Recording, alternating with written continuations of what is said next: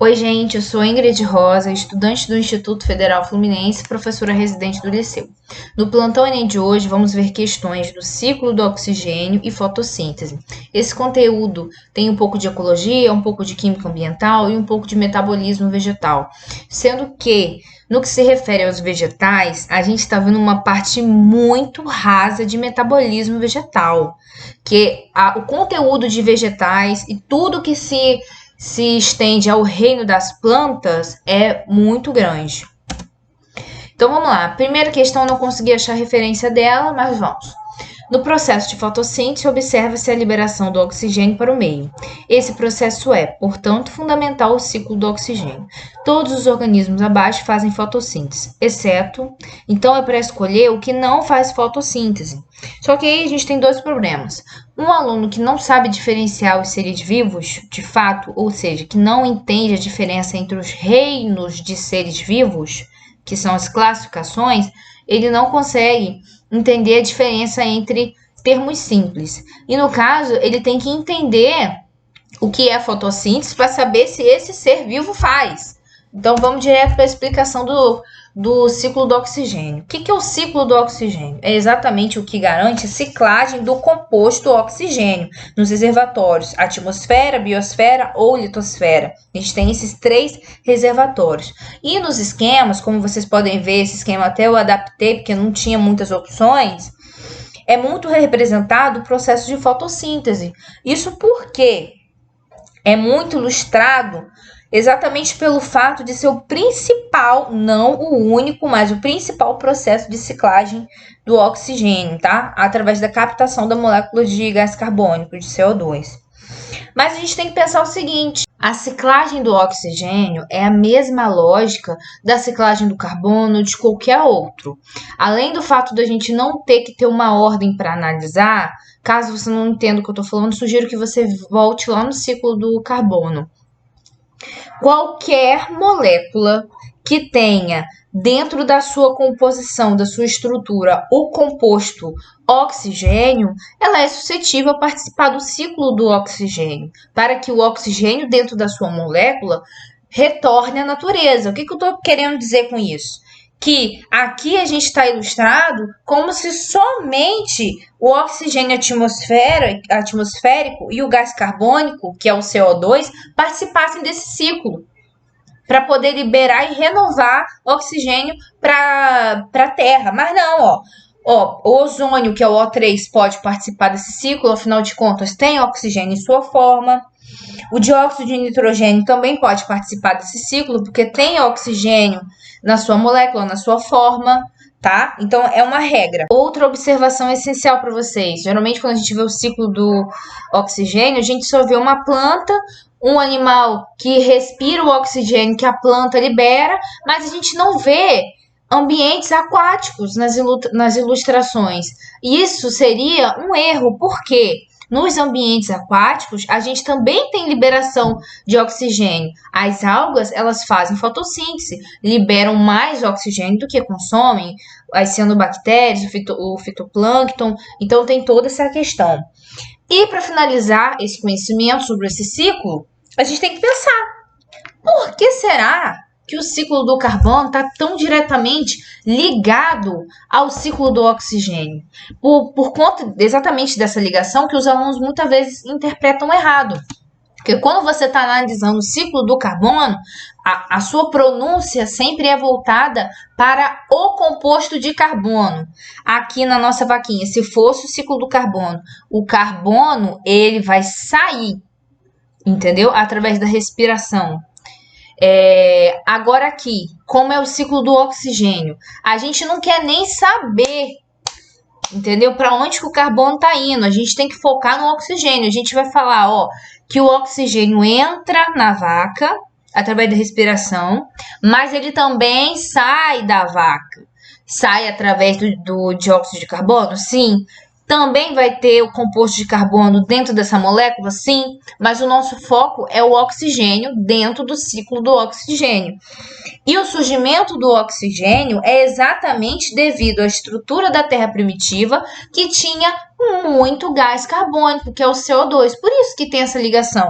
Exatamente por várias reações químicas na Terra primitiva, onde tinham várias moléculas reativas, foi que possibilitou-se o surgimento de plantas para que esse CO2 fosse controlado.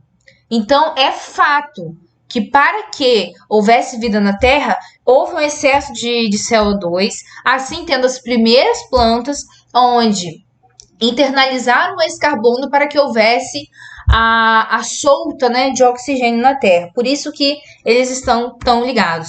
Agora a gente já consegue resolver totalmente. Todos os organismos fazem fotossíntese, é só a gente ir para a eliminação, ó. Vamos de baixo para cima que fica mais interessante. Briófitas fazem fotossíntese. Para quem não sabe, as briófitas são os tipos de plantas mais simplificadas evolutivamente. Algas, nossa, também são super importantes para o mar, né? Plantas de forma geral, que a questão diz. Com certeza a gente não tem dúvida. B, cianobactérias. Gente, cadê aquele conhecimento? Cianobactérias, pulmão do mundo, algas, pulmão do mundo. Vocês lembram disso? Vocês não lembram?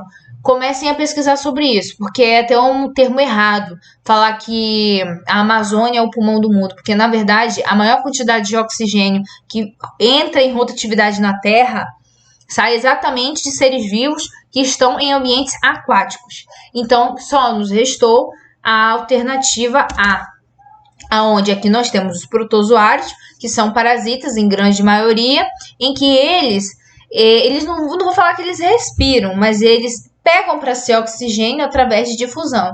Eles são seres tão diferentes e primitivos, se você for comparar em relação ao humano, né, a qualquer outro animal, ou plantas, ou fungos, que eles absorvem, no caso, o oxigênio por difusão, é isso mesmo. Eles não têm estruturas de respiração.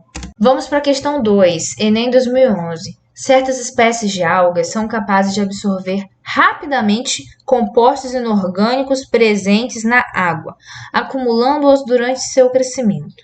Essa capacidade fez com que se pensasse em usá-los como biofiltros para a limpeza de ambientes aquáticos contaminados, removendo, por exemplo, nitrogênio, fósforo de resíduos orgânicos e metais pesados provenientes de rejeitos industriais lançados nas águas.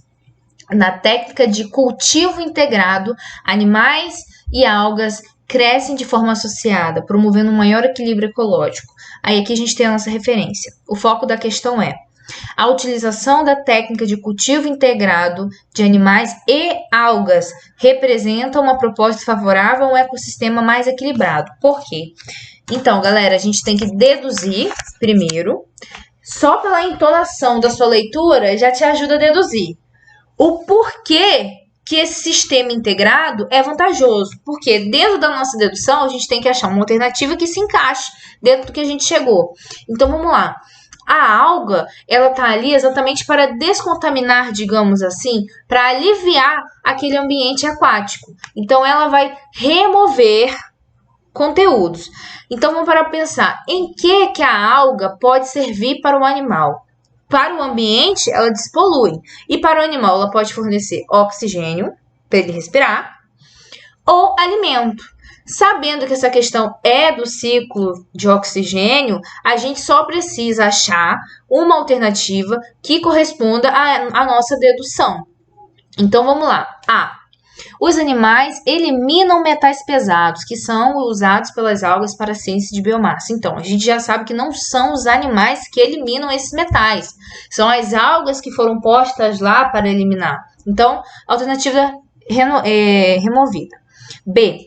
Os animais fornecem excretas orgânicas, aqui deveria ser um A, nitrogenadas, que são transformados em gás carbônico pelas algas. Então, as algas, elas fazem fotossíntese ou algum processo similar, lógico, que ela não vai liberar, ao final de tudo, ela não vai liberar gás carbônico, ela vai liberar oxigênio, tá? E no caso, a gente não tá tratando aqui das excretas liberadas desses animais.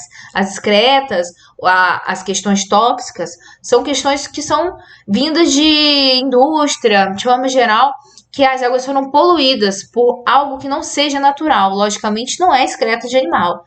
Então, a alternativa B também não vem incluso aqui. C.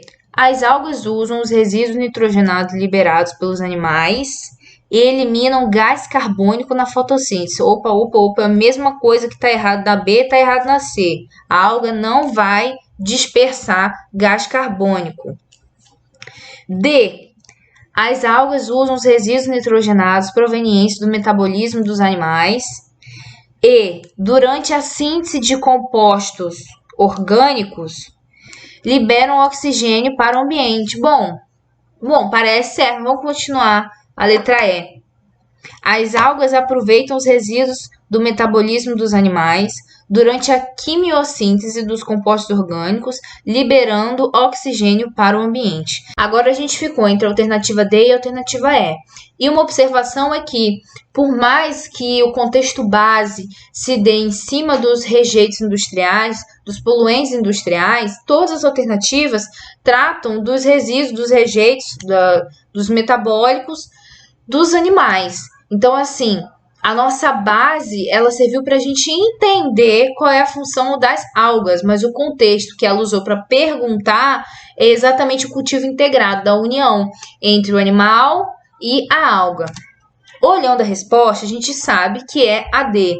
Só que a forma como ela foi organizada ficou confuso. Ó. Parece que quando a gente lê, as algas usam os resíduos nitrogenados provenientes dos metabólitos dos animais. E a síntese de compostos orgânicos liberando oxigênio. Parece que é tudo junto.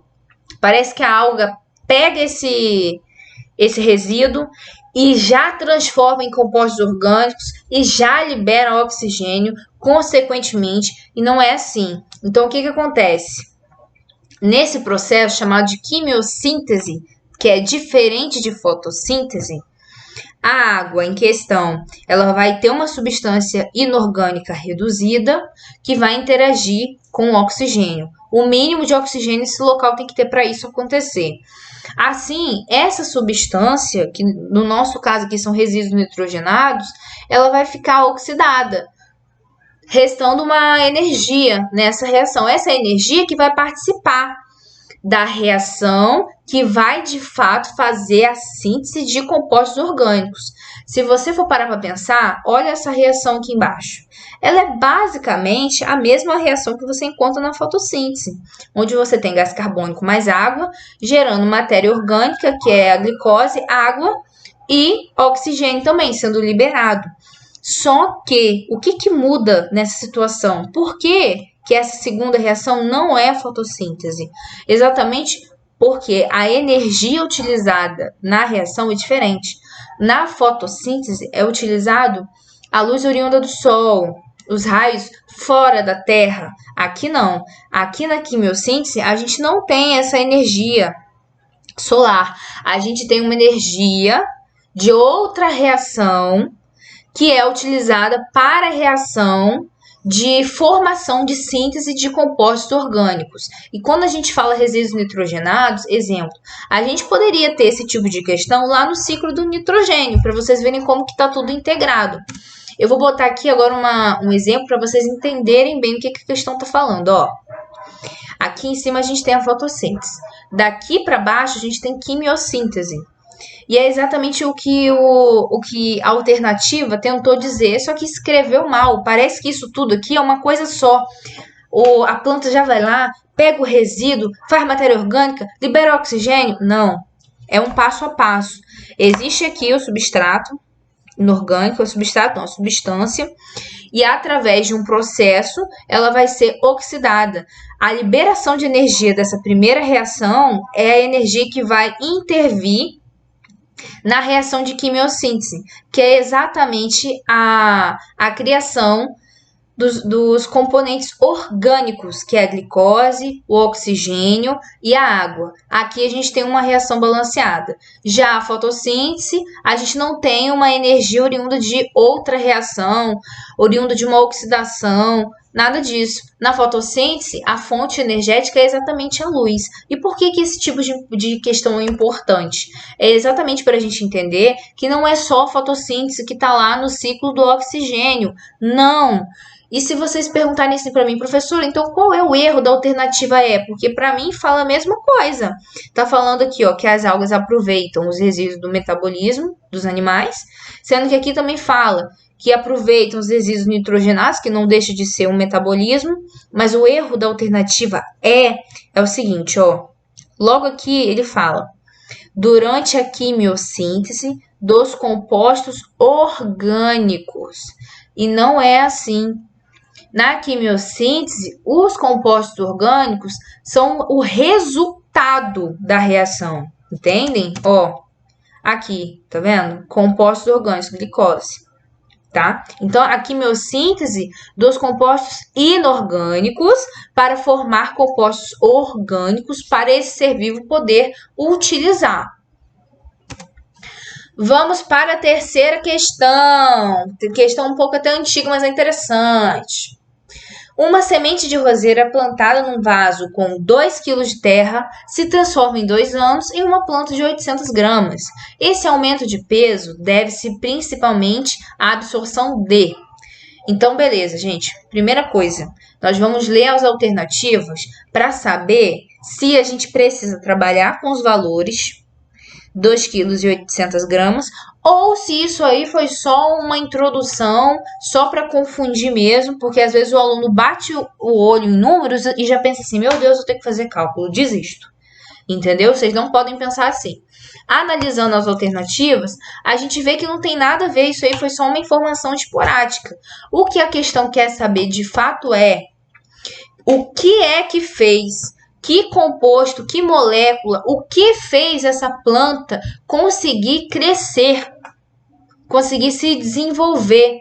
O que ela toma para si, que ela consegue criar matéria orgânica para que ela possa cada vez aumentar o seu tamanho. Se ela está aumentando de tamanho, ela tem que ter uma estrutura. Essa estrutura é feita de que composto? É basicamente isso. E na foto aqui a gente vê, né, as sementinhas. Nesse estágio, a gente ainda não conta com nenhum outro processo fora. Por quê? No processo de brotamento, onde a semente está brotando no solo, a semente usa do seu reservatório energético para que ela possa crescer. A partir do momento que ela brotou e as folhinhas foram postas para fora, o que ela precisa fazer para poder se nutrir, para poder fazer matéria orgânica? Fotossíntese. Então, assim, de cara, a gente já sabe que a resposta é B.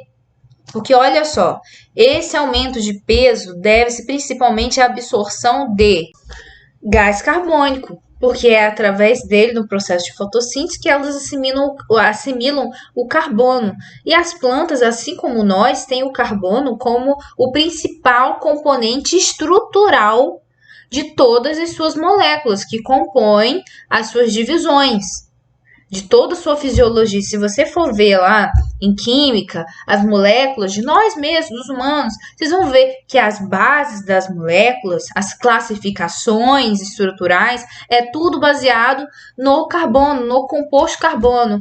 Ah, professor, mas e o nitrogênio, o fósforo, o magnésio? Então, esses compostos, eles são utilizados em outros processos, mas não são os compostos principais para fornecer à planta, né, que cresça de forma estrutural, entendeu?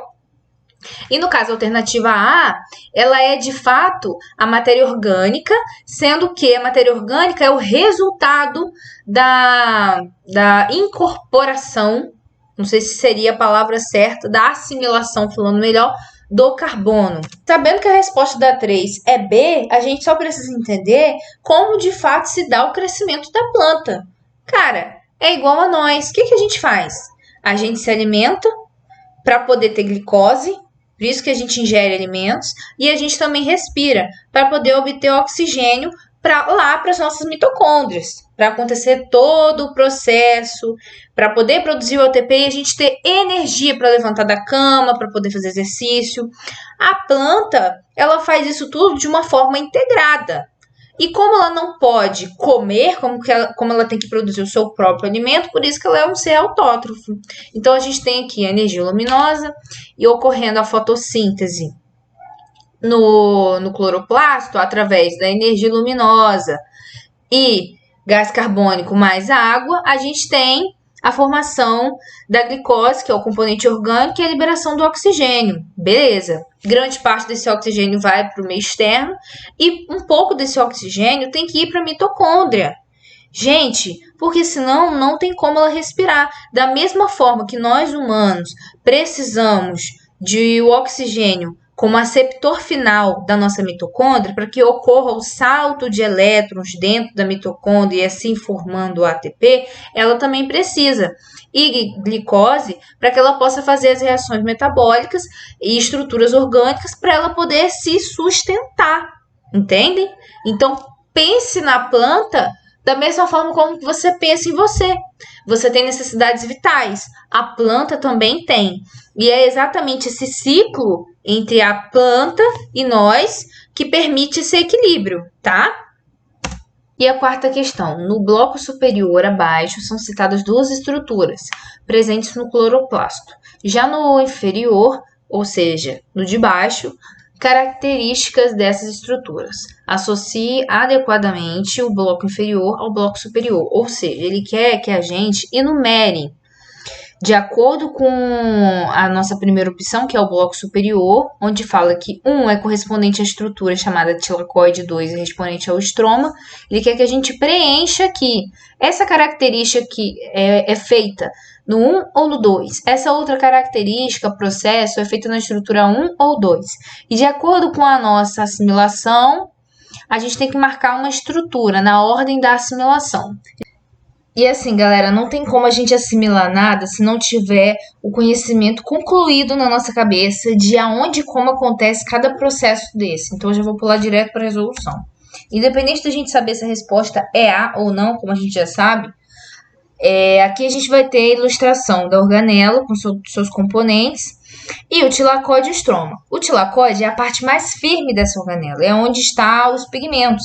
Lembrando que existem vários pigmentos diferentes. E cada tipo de comprimento absorve, né, retém um tipo de comprimento de onda. Então, se você tem diferentes comprimentos, você tem absorção, a retenção de diferentes luzes, tipos de luz. Beleza, e a gente tem aqui também o estroma, que é praticamente o citosol dessa organela, a parte mais malemolente. Então, na primeira assimilação lá que a gente tem para preencher, fala a respeito da luz absorvida. O que a gente tem que falar? Que essa luz absorvida, ela é absorvida pelo tilacoide, porque é no tilacoide que está o pigmento. Aqui a figura está ampliada exatamente para vocês verem. Agora, se a gente partir para a última assimilação, a gente fala das moléculas de água, que sofrem oxidação e produzem elétrons, prótons e oxigênio. Então, esses dois processos, na verdade, a gente pode afirmar que acontece no tilacoide sim, só que não fica dentro do tilacoide, o resultado vai para o estroma. E o resto dos procedimentos, dos processos, acontecem todos fora do estroma. E para ficar mais claro dentro da cabecinha de vocês, pensem o seguinte, lógico que a planta não pensou nisso, né? Mas vamos lá. Para que a planta ia fazer a maioria dos seus processos num espaço apertadinho, que é o tilacoide? Não, pô, eu vou fazer num espaço mais amplo, que é o estroma, que é o citosol da organela, é igual você estudando. Você não quer estudar apertado numa mesa microscópica, não. Você quer estudar numa mesa boa, confortável, para espalhar os seus papéis, entendem?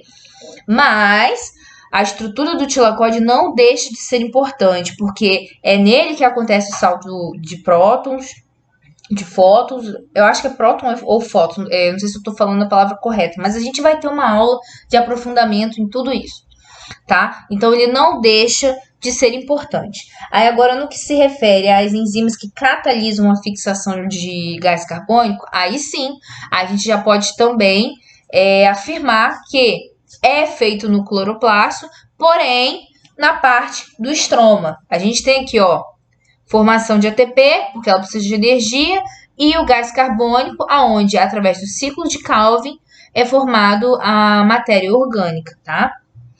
A última afirmativa eu não vou entrar em questionamento aqui. A última assimilação, que se refere à parte do gliceraldeído 3-fosfato, que a gente tem que ter uma aula de aprofundamento só para poder entender o que é isso.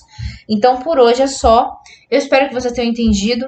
Se não ficou muito fixo na cabeça de vocês, revejam essa parte, procurem aulas de aprofundamento, tá? Que vai dar tudo certo.